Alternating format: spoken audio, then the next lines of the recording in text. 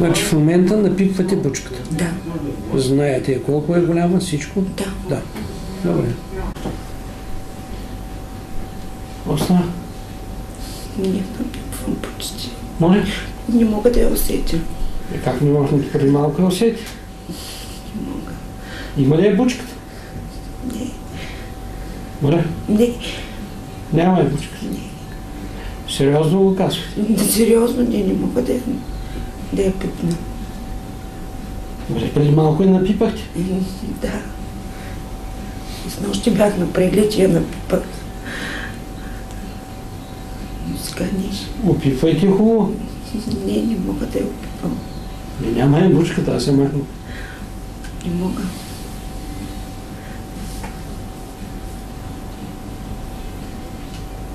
Госпожо, как се казвате? Незабравка. Откъде сте? От Велико Търново. Какви проблеми имахте?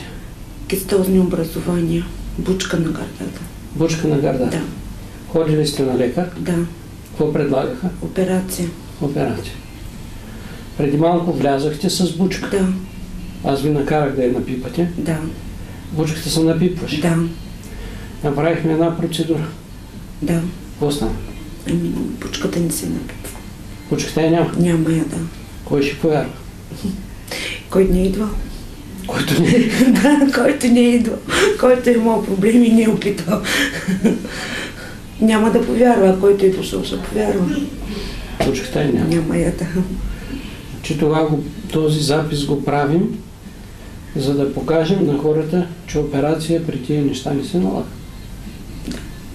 Благодаря ви много.